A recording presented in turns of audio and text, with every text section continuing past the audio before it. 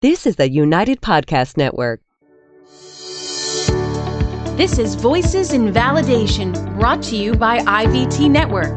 IVT Network is your expert source for life science regulatory knowledge. Voices in Validation brings you the best in validation and compliance topics. We interview industry experts from pharma, biotech, med devices, and laboratories. Here is the host of Voices in Validation, Stacey. Thank you, and welcome to another episode of Voices in Validation, brought to you by the IVT Network. Each week, we bring you timely interviews with industry experts from pharma, biotech, medical devices, and life science manufacturing, with discussions focused on trending topics, frequently asked questions, and industry best practices. This week, we are pleased to welcome back Alan Golden. He's with Design Quality Consultants, and we are going to have a wonderful discussion on combination products. So thanks for coming in, Alan.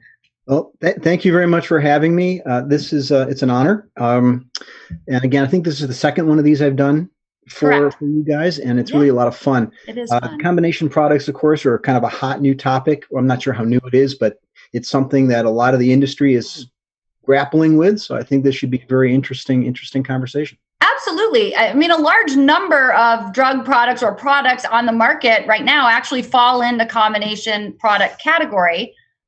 Those products might include any combination of a drug and a device and or a biologic, for example, pre-filled syringes, transdermal patches, and drug-eluting stents, to name a few. I know you're going to talk in more detail about that, but these products make usage convenient, but include a complicated process for manufacture. And that's what we're really going to talk about today, the unique nuances to approval, quality validation, and design controls. So, Alan, can you kick us off by reviewing the different types of combination products, single entity, co-packaged, and cross-labeled, as well as the current FDA guidance on this? Yeah, sure. I mean, currently the FDA recognizes 9 different types of combination products. And I actually pulled the list and descriptions from the FDA website, and you can take a look at that as part of the linkage to this podcast. Yes. You'll have that. You can also, of course, find it on the FDA website. It just takes a little digging. I kind of did that for you. So there's a huge range of products, and some things that a lot of people don't even think about as combination products. I mean, if you go to the local Walgreens or other drugstore and buy a first aid kit that happens to have Band-Aids and an antiseptic cream, you now have a device and a drug. So that's considered a combination product. Of course, as you mentioned, pre-filled syringes, metered dose inhalers. If you use Flonase once a day, that's a combination product because you've got this metered, syringe type thing you stick up your nose. All kinds of transdermal systems, that type of thing. Nicotine patches are all combination products. Any type of pre-filled syringe, auto injector, any of that kind of stuff is considered a combination product. Sure. There are certain drugs now that are embedded with sensors that you would swallow that follow kind of the path through the body. Those are considered combination products. Condoms with spermicide are a combination product. Right. So, I mean, it really extends through all kinds of different types of products. And the one that I think really gets people occasionally confused is what you mentioned, which is co-labeled products, which are not even in the same box. So you have to buy 2 separate products, but they are labeled for use only with each other. So again, even though they're not in the same box, they are considered a combination product. There's all kinds of combinations. So you can also have 3 articles. You can have a drug, a biologic, and a device. That's obviously a combination product. So again, there's all kinds of things on the market that way. So it's quite a broad variety of products that are out there, with lots of manufacturers beginning to get into this because, as you mentioned, they are really convenient to use. Right. You don't have to fill the syringe and just can use it.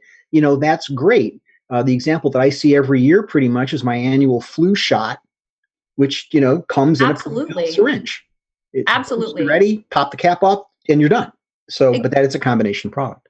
And it makes it easy for whoever is, like CVS, Walgreens, they all offer the flu shot right in their stores nowadays. And so the pre-filled syringes make it very easy and still safe to use with customers. Right. Well, a pharmacist can do it. You don't have to be a registered nurse to be able to fill a syringe. You don't worry about air in the syringe and all that kind of stuff, because it all just goes up prepackaged. Exactly.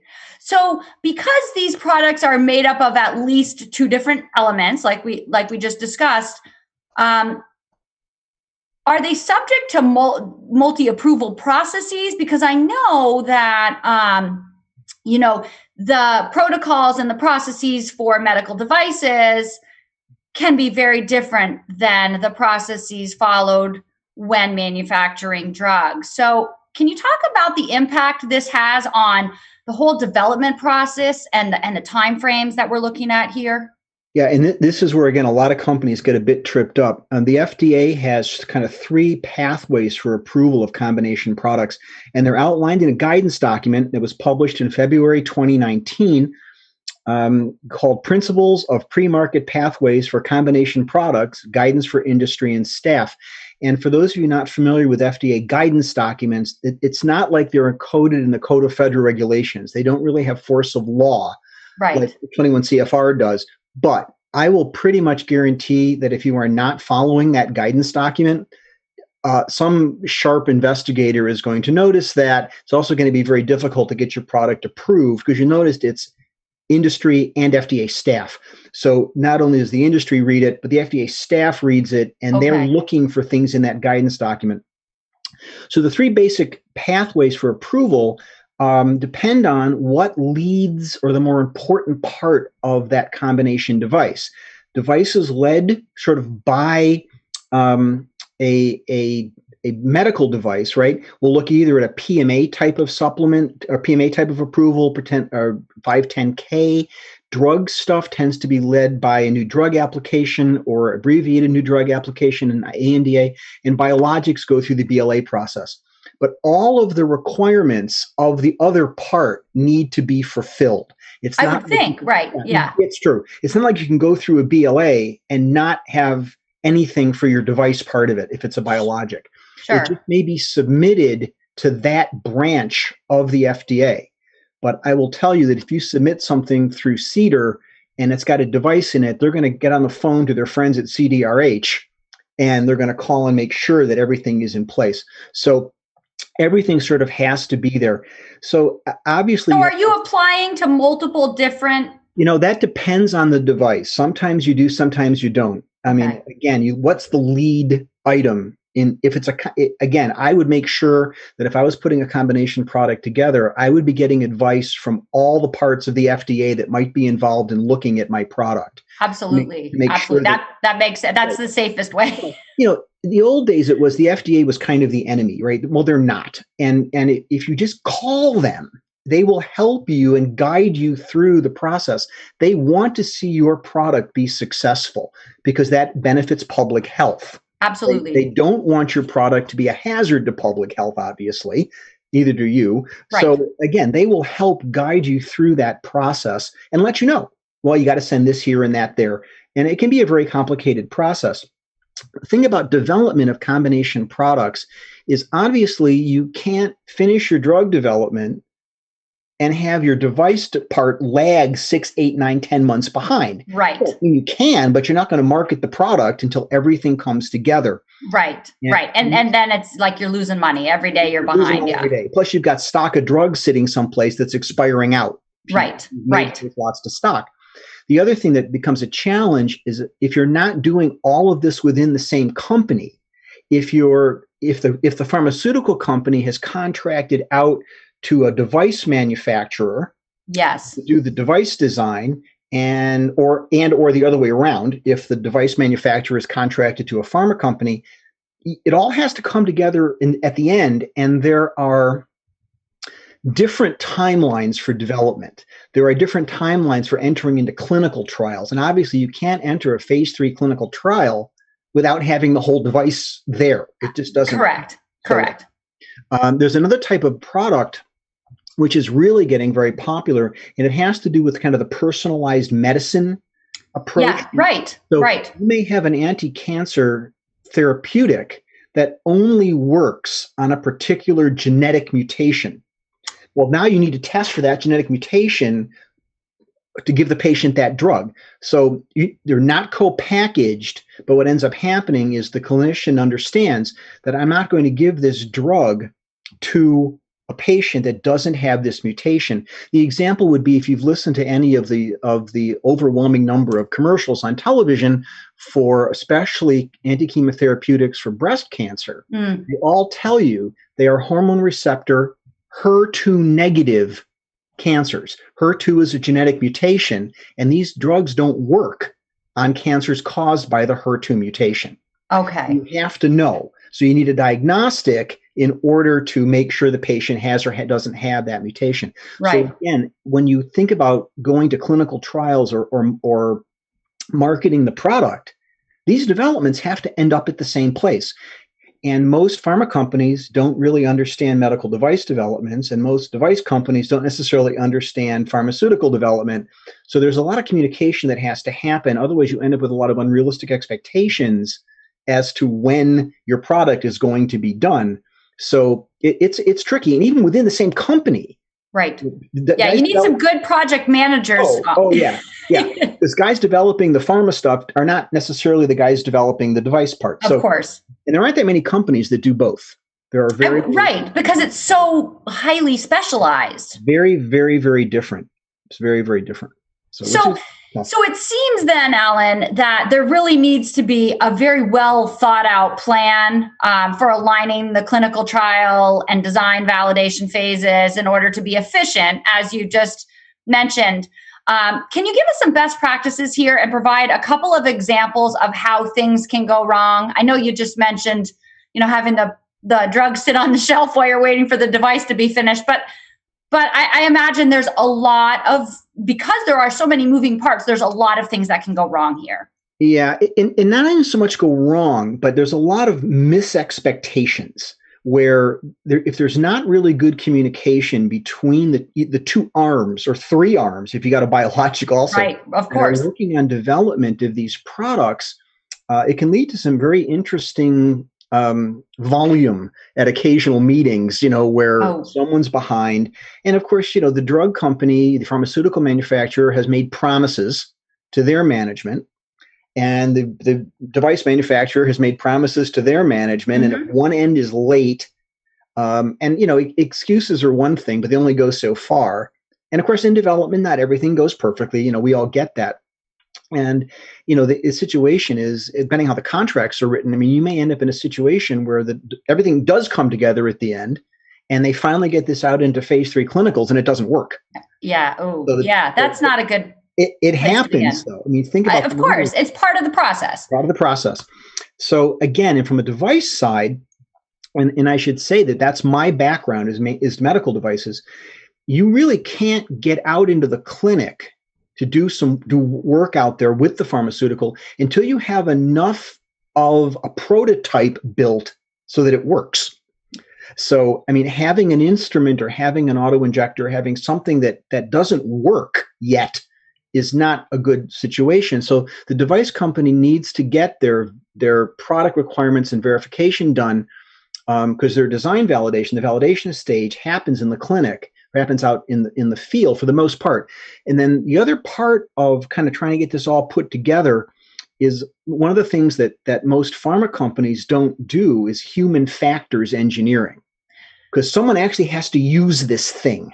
Absolutely. Right? And no matter what the gizmo is, matter of fact, the history of early auto injectors were kind of a disaster because they were very hard to use. And that was because they weren't designed necessarily as a device, because that wasn't required, 20 years ago when you started getting a lot of combination products and auto injectors on the market. So again, last time I went to get a flu shot, I noticed that it was a self-capping syringe, right? The nurse or the pharmacist didn't have to take the cap off, put it down, give the injection, and then try to recap that syringe, which causes a lot of needle sticks. Exactly. So that's a human factors engineering aspect that the pharma company just wants the flu vaccine to work, right? Right. The device people need to make sure that the device is usable. If there's an interface, if there's software involved, if there's some buttons that you have to push, all that has to get done. And some of it can get done up front before you go into the clinic. The other big But difference. a lot of it comes from, user experience or user feedback. So, yeah. You can get that for some things. You can get that in-house. I mean, you can bring people in from the outside. You can feed them lunch and go ahead and see this and watch them use your instructions and see where they're stumbling. But sometimes you can't. The other big difference, especially when you look at clinicals, is typically pharma has 3 phases of clinical trials. Yes. Phase 1, 2, and 3. Devices in the US, right? It can be different elsewhere too. So yeah. Have one. You go out once. You don't have this 3-phase situation where you're looking at it that way. But if your device is required to use in even a phase 1 clinical, your development time accelerates because you need to get it to at least a point where that you've got something to give to the pharma company to get out there and use in the field. So it really, from a development and as you mentioned, a project management perspective, it really needs a lot of work up front to manage expectations, to understand the development cycles. I mean, if the device company is modifying an existing device, it's easier than if they're coming from something de novo. So, I mean, it depends on. It does seem like, because the timing can be very tricky here. I mean, right. That's almost, I would say, the most important element in the manufacturer is making the timelines, coincide. Yeah, it's a project management thing, and then mainly ensuring that everybody's expectations are on the same page. Understood. And that really helps. Absolutely. And then quality requirements under GMP, good manufacturing practices, and 21 CFR Part 4 include design controls for these combination products to ensure that the product fulfills the requirements which are defined at the beginning by, the manufacturer at the beginning of the project. So the final product fulfills the purpose. And we know just from being in the medical device and or pharma industry, that's very important, that you actually do what you said you were going to set out to do, right? So can you talk about the distinct challenges of design and design control for these kinds of products? Yeah, and the biggest challenge is that pharmaceutical companies don't do design control. It is not part of their development process. They have something called quality by design, or QBD, yes, which is recommended, but that really is not design control. QBD really can be translated into design for manufacturability. You want to design your pharmaceutical so that it's manufacturable in that design space. You don't try to make something you can't make. Right. And that you're just building in the quality at the beginning by ensuring different things. Right. Exactly. Now, design controls are in place because, again, you don't design a drug like you design a thing. So if I have a thing, I actually can have a set of user needs for that thing. I can have product requirements that feed into that user needs, and that you would then verify to make sure that you're meeting all those product requirements. Then you, of course, can validate that you're meeting your user needs. That's basically design control. And you can take week-long courses in design control to give you an essence of everything that goes along with it, and include things like risk management and that type of thing. Right. Again, even in a pharma company, if you're designing using molecular structure mechanisms where you're actually designing the molecule, that's not the same thing as design controls, because you're designing for a function. You want it to fit into a receptor, or you want it to block something. So design controls are something that, again, most pharma companies don't have. They don't do it, and therefore they don't understand how long it takes. I mean, there truly is a cycle through design control that takes time to do it right. And even if a pharmaceutical company contracts out to a device manufacturer in order to make their device, they need enough awareness of design controls to understand why it's taking so long, where the roadblocks might be, and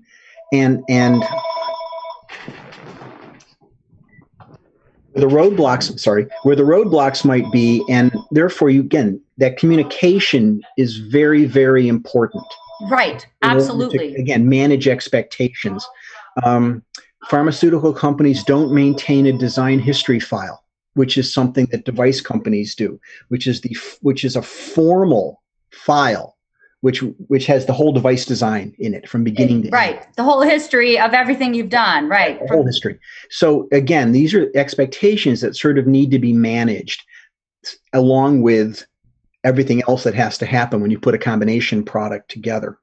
And so when, Alan, then do design controls really start for combination products? Or does that vary depending on the product development process, right? Because again, from the pharmaceutical perspective, there really aren't any. On the device side, design controls typically start as your characterization or feasibility stages of R&D are beginning to drop off. So you've pretty much designed the product. Again, way at the beginning, you probably have some design goals that you've written down. You probably have some user needs, because otherwise you can't design something to nothing.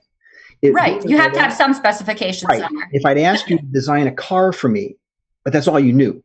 Right. You kind of get a vague idea. It needs 4 wheels and a steering wheel and an engine, but you don't know if I want, a Yugo or a Hummer. You have no clue. Absolutely. Or a pickup truck. Absolutely. So I need some design goals, and they can be approved design goals. They can be, pretty loose. But at the point where development's or research is done or pretty close to done, and you're going to start to say, okay, I've got a working product here. I now need to start to verify my product requirements.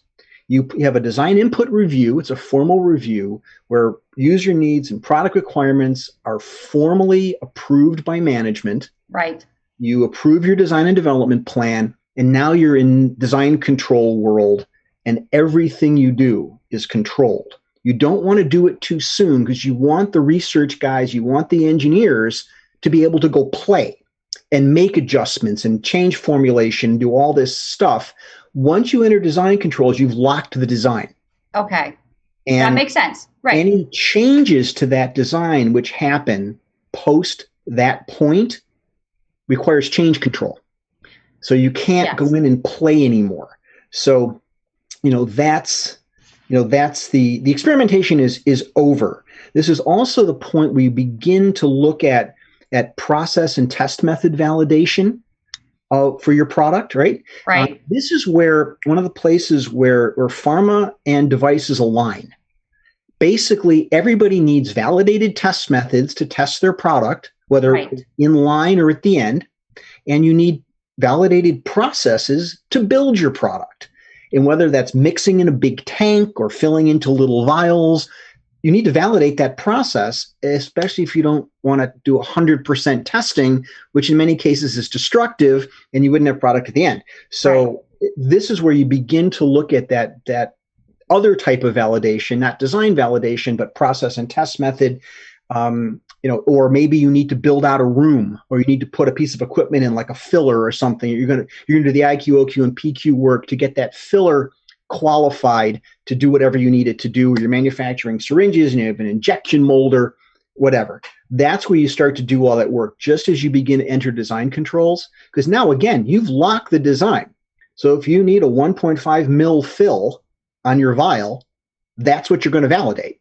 Right. You don't want to be changing that, because now you're adding a ton of work where you don't need to. So again, you want to make sure that design is pretty well locked, and then you can move into this what is termed the development phase. Research is done, you got a product-ish, and now you're going to move into that development phase. Right. Okay. To do that part of it. You've also got a situation where if you have an existing product on market already, and you're modifying that product for a new use. So maybe so like the Band-Aid with the antiseptic on the right. I was going to get a little more complicated. Okay. Like you have an auto injector that you're going to use for a different pharmaceutical, or maybe the drug company comes to you and says, we'd like to have a slightly smaller needle because this thing looks like a medieval lance. We'd like it a little bit smaller. Or we're using it in pediatrics, right? So pediatrics, so we'd like it brightly colored or whatever. Right. You want. You now have a product on market already, so you can handle that development cycle through change control. So your project plan is really done using an impact assessment and change control, and you start out the development in design control already. Oh, that makes sense. And I hadn't thought about it that way. Yeah, so it's a slightly shorter pathway. Of course. You've done all the research. You know the thing works. You're just making an adjustment to it. And this happens in the device world all the time. If I'm going to add a sample type to an in vitro diagnostic, this works under this way. If I need to do some scale up work, because maybe my product is highly successful, I like to build more of it. I may Right. need to Okay. Right. validate bigger We all teams. hope for that. Right. Oh, that's a good thing, right? You surely don't want to be downscaling. And the pharmaceutical people do the same thing. If they have a very successful drug, they may need to scale up their production, which is going to require them to go back into the factory and maybe again revalidate a larger tank, put in a different fill line. All this is done in the auspice sort of you already have the product, right? So I'm not doing any research anymore. I'm just making some modifications to it. So that can really shorten your timeline. Right. It can definitely shorten your timeline. And I mean, also, it would seem that, I guess it's the timeline thing. I mean, I'm just thinking about the whole process. It really gives you a lot less that you have to be concerned about, with risk and the different quality. You've done a lot of that work already. And now the modifications or the changes that you're making, hopefully, are not impacting all of that other stuff. Yeah, and there are some challenges there too. I spent 15 years in that world. I'm managing design control for on-market products, and you are trying to get all this validation work done while the factory is still making everything else. Right. So let's see if we can slot ourselves in at 3:00 in the morning on Thursday in order to get a dev lot made, kind of thing. So there's some challenges, but it's not like starting from scratch. Right. Sure.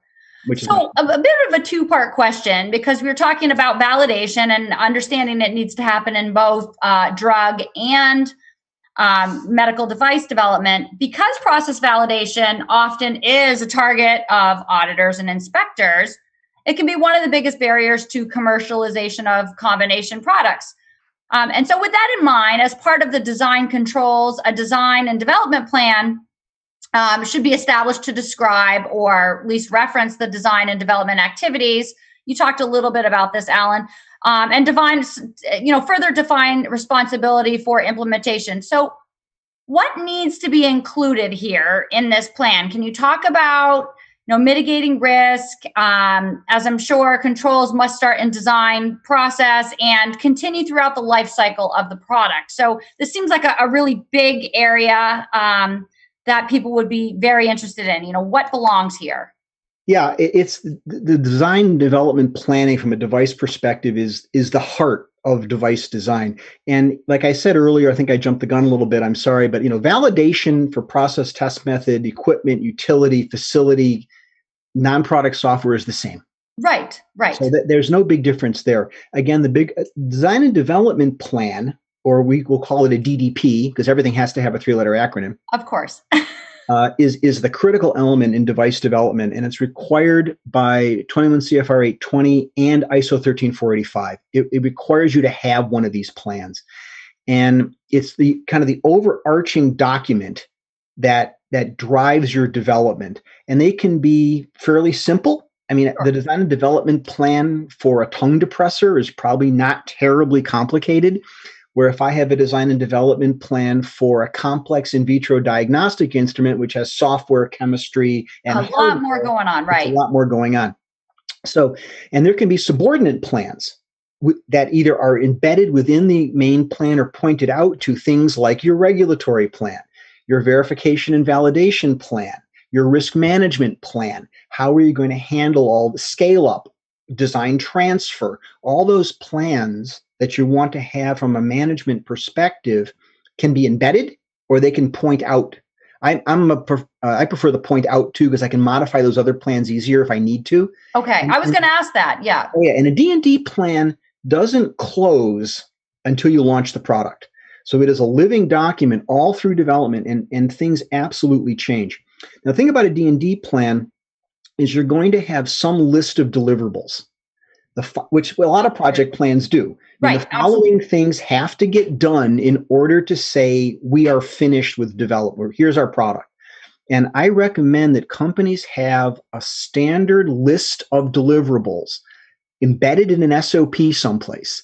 And that list of deliverables is the same it starts out the same for every new product. Now, if it's a simple product, it's far easier to justify not including a deliverable because Right. than it is to remember everything you have to do. So that's a great point.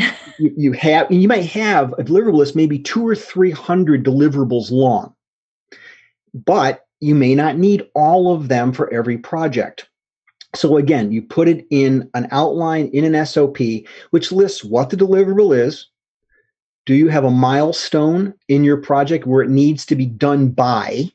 Right. But very importantly, who's responsible for that deliverable?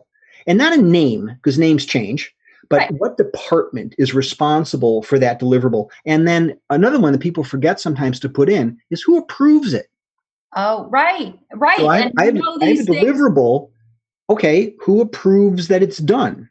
Right now, those of you who are listening who are in QA and quality, I'm sorry, you approve everything, so you don't get off the hook for anything. But right. You don't need everybody on the project team approving every single deliverable. That just slows you down. Right. And so to your point, if you have all of this built into your SOPs, every person who's responsible for, let's say the quality team, one person can step in for the other if they're on vacation or whatever, right. God forbid, because the process is there. They right. know what to do. Everybody's going to act in the same manner. Hopefully. And so, in theory, right? So that's the number one reason to make sure that you have all these checks and balances in place ahead of time. Yeah, it just makes it easier. And if you're managing that deliverables list for already on market product and it's a change, mm-hmm. that deliverables list comes out of the change impact assessment.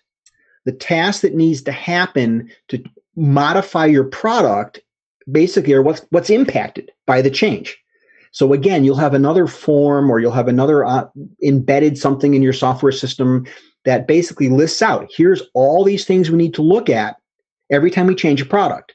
We may not need to do every one of them for each change. But again, it's much easier to write down, we don't need to do this. And the most important part of that is because. Right. What I cannot tell you how many times I saw this has no impact.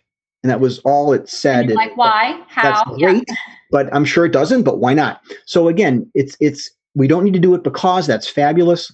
But at least you have a base start for where you're going to look at all of those deliverables to get any project done. And I would think that just having this sort of robust process built into your SOPs is also going to help you mitigate risk. It absolutely helps you mitigate risk. Again, risk analysis, risk mitigation, risk controls are critical. Right. To and expected parts of medical device development. Absolutely. I mean, you need to be aware of all of the different places things can go wrong and how it's going to impact not only development, but the end user. So and the end user is the most important part of that equation. And in risk analysis needs to start early in development, and it continues through the lifespan of the product. It never stops. Matter of fact, the risk management documentation of a product doesn't stop when you launch. It follows the product onto the market. Yep. And until you remove that product from the market. Sure. And it's used as a reference document if you've got any issues with customer complaints, field issues. You're always going to go back to that risk documentation, which may need to be modified. You may not have thought of all the potential risks. And remember that risk is the combination of the probability of harm times the severity of that harm. That's what risk is. And that harm is to your patient or user. Right. Now, absolutely. If you have manufacturing risk, you can look at it as harm to the operator. So if you're working on moving vats of acid around in your factory, you may have a risk analysis to look at, well, what happens if the vat tips over, or whatever. But mostly people think of risk as medical risk to the patient or to the operator of the instrument. So right. Again, let's talk about a pre-filled syringe. There's a risk to the user of a finger stick.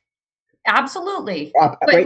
It's simple, but how severe is it? Well, that's going to depend on, is it before or after you've stuck the needle into somebody and you've got their blood on it? Absolutely. But again, you're going to look at that risk analysis and during development in the medical device world, you're going to look at every single one of your product requirements and ask a question. How am I mitigating risk that requirement through design? Can I design out? Design out, right. In Right. the finger stick thing, can I design out with an auto cap syringe? Exactly. Right? Something that happens with one hand and it snaps back into place. Snaps back. I've seen those. Yeah. Right. That was done because of needle sticks and a lot of nurses and other healthcare professionals getting hepatitis and the risk of AIDS and other bloodborne diseases. You want to make sure they're not recapping a syringe. Right. So that was, again, they're looking at how do you mitigate that risk. The other thing about risk is as your product is on the market, you learn about that product. You start seeing customer issues, customer complaints. You get feedback from your sales force who's out there talking directly to the customer. And they broadcast it on social media. It's also fun. Not at this point, but you know that happens once it's on the market. So I know, and of course, what companies want you to do is call them right before you post it on social media. But you're right, it does. It happens though, and so you want to make sure that you're really limiting your exposure as much as possible, and mainly limiting the risk to the patient. You really should not be releasing products with high levels of risk. Right. Exactly. So, again, in a combination product, you look at all ends of it. I mean, you got the risk from the pharmaceutical for side effects, and you've got the risk for the device. I mean, if I've got as an example, a drug-coated stent, cardiac stent, right? I've got some risk with the drug, whatever's eluting off that stent. Right. But if I have a manufacturing process that might leave a burr or some sharp point in that stent, and I slice somebody's artery, that's a very bad situation, especially for the patient. So I need to ensure that my manufacturing really mitigates that risk, and I may need to do more sampling. I may need to do whatever I need to do to bring that risk down to as low as possible. Of course. And again, you're going to look at your CAPA internally in your manufacturing and what's screwing up in your manufacturing to make sure that you begin to mitigate those risks. Right, and that's something that you would be doing in straight medical device manufacturer anyway, right? Whether it's a combination product or not. Right, absolutely. Right. And again, pharmaceutical companies do it also. They're looking at again, what is I have to giggle occasionally when you get some of these pharmaceutical ads on television. And if you listen to the list of things that could possibly go wrong, why would you ever take it? Never take the drug. But they do that because things can go wrong. Right. And the other thing about especially pharmaceuticals is that when you launch a pharmaceutical product, you might have 50,000, 100,000 data points, right, during a clinical trial. Of course. Well, if it's a successful drug, it's going to be on the market for years, and you're going to have millions of data points, and you're going to start to see those rare events. You may remember when a lot of the ANSET pain relievers were pulled from the market a couple of years ago for cardiac issues. That never showed up in clinicals. But after you've got millions and now you have so many more test subjects. You're out at the tails, right, of your bell curve, and now you start to see those rare events. So that's why the risk management documentation is a living document. And it's very important, I would think, to not only the product you have on the market at that time, but any subsequent products that are coming after that, right? Absolutely. Right. Because you're learning. So I have a little bit of a follow-up question to that, because sometimes combination products can make use of an existing or off-the-shelf product as a constituent part. So can you use existing risk analysis in that, production of essentially a new combination product? If that risk analysis exists. Okay. So, a lot of times you're getting an off-the-shelf part, and that manufacturer doesn't have any risk analysis associated with it. They may. And if they don't, you start from scratch again with any other part that just because you didn't make it doesn't mean there isn't risk around it when it puts together with the combination product. And it doesn't mean you're not responsible for it. Oh, you are responsible. Exactly. Your name's on the box. Exactly. They are not going to call 3 sub-suppliers down the line. They're going to call you. Right. Your name's 100%. On the box. So you need to look at, obviously, vendor choice is critical when you're looking at an off-the-shelf product. How reputable is that vendor? Do they have a lot of experience? Is it somebody's garage behind their house that's manufacturing this thing? Right. So they may not have risk analysis because, again, you may be using their product in a way that they never intended in the first place. So it may not have been a medical device or anything in the life science field, right? It might not have been, right? Yeah. So okay, that again, makes sense. you need to, when you bring anything into your shop and you start to put it together, you need to be doing risk around that part. And it may not be available. So you may be starting from scratch. Now, working with the manufacturer to understand potential failure modes is a good idea. Right, You're probably putting your own risk analysis together. Of course, that makes sense. So how then, obviously, once you are out in clinicals, and then even once you launch too, you're going to find out how, how things are, how things happen to people. There's going to be adverse events, hopefully not many, but I mean, we expect that, some things will happen because they typically do. What's the process for reporting adverse events and for combination products? Is it any different than any other drug or medical device? No, this is where this is nice, because the answer is no. It's about the same. I mean, companies need to have a process in-house in some standard SOP, right, for what triggers a medical device report. What triggers it? What types of events trigger it? Does one event of a given type trigger it, or do you need to see some kind of a trend before you report? And the FDA has guidance on this. Of course. So you follow the FDA guidance, whatever your internal procedures are. What does your risk dictate you to do? Right. And that's both ends of the spectrum report medical device issues or report adverse events. So whether you're a drug maker or a medical device manufacturer, you already have a process for this because it's standard operating, procedures for you. So not having to do it differently is helpful, I would think. I would agree. It's another procedure you probably don't have to write. Right. Exactly. And we already know timing is a little tricky here. So you may need to look at your procedure and see if modifications are needed, but at least you should have that base procedure for when you report an MDR. Right. And it's not something that you're unfamiliar with. Right. Because, geez, that always happens in medical device, but never in drugs or vice versa. It's something that everybody's already doing. So unless you're a small startup that you've been contracted to build something, you may not have that. But the company that contracted you should have it. Sure. Their name's going to be on the box. Right. And I would think you'd be well aware of that ahead of time. You should be. So you briefly mentioned CAPA. If CAPA is required to constituent parts or the whole product, what's the best way to understand whether corrective and preventative actions have broader implications? And I'm thinking, for example, we were talking about using an off-the-shelf part or another part. So if something fails with that piece of your product, would that be cause to then go back and look at, for example, other materials you may have purchased from the same manufacturer or, et cetera? So that is a great question. And that actually, the answer is embedded in the CAPA process. So the difference between, a correction, a corrective action, and a preventive action within a CAPA process, right? Right. A correction corrects that lot that's bad. Okay. Right. I do something to the lot to make it work now, as opposed to throwing it away. A corrective action is put in place to assure that same problem doesn't happen again with that process. Preventative action, right. A preventive action is your global look. Just like you talked about. I'm going to go off and I'm going to, part of my investigation, I'm going to say, well, I'm getting vials from this manufacturer and they're leaking, or I can't get them capped or whatever.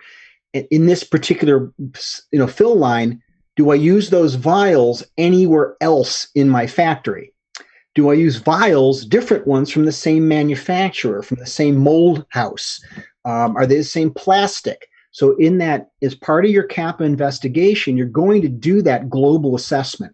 Okay. That's just part of CAPA. And if you're not doing that global assessment, you need to start doing that kind of global assessment. I would think so, because those are very real issues that can arise. And absolutely. And I've seen it. I've seen it with, you buy, and I did a lot of work with filling over the course of my years, which is not the most exciting thing in the world to get up in the morning and do, but it's important, right? It is important. Yeah. I became an expert at, molding plastic vials and things not being round and caps not being the right materials. So if you have that and it goes across multiple product lines, you need to look at that and make sure that same issue is not going to occur someplace else 6 months from now. Right, exactly. And that if you are having to do change control here, that you're aware of that across all of the products that would be impacted. Yeah. And which is, fine if you've got 3 products, but, if you've got 700 or 800 products, Absolutely. that becomes an That's a big deal. task. Yeah. Plus, if you've used that, let's say as an example, I'm going to go back to my fill line example. If I've got an issue with leaking bottles or leaking vials, okay, I buy these in huge quantities. I probably didn't use the entire quantity in one fill where I had the leakers. I need to go back now and find out in my manufacturing documentation, where else did that lot go? And I may need to quarantine that product. I may need to do some field work. I may need to pull it back if I've got potential of example, leaking vials in another lot of material, maybe for another product altogether, because I use that same lot of bottles. I mean, it may even be a recall situation if you've already sent product out the door, right? It might be. So again, these are the kinds of things that, the quality manager gets a phone call at 2 a.m. Of course. They love those calls, Alan. Oh, I have. Yeah, they're fun. Get in here now. And, we're going to assemble a strike team, so to speak, to try to figure out where all this went. And, you have a wall of a conference room with all the manufacturing trace for every place that might have gone. So it's a challenge, but everybody should be doing it in a comprehensive manner. And that's just, again, as I mentioned, that's part of CAPA.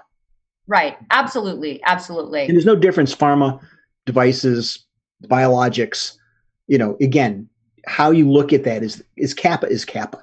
Right. Exactly. They're all of those, all of those industries are familiar with CAPA, try to avoid it.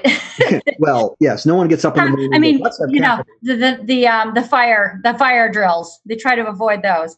Yeah, unfortunately, I said I made a living based on fire drills. So, and again, people who survive in that environment, you have to kind of revel in the chaos. Right.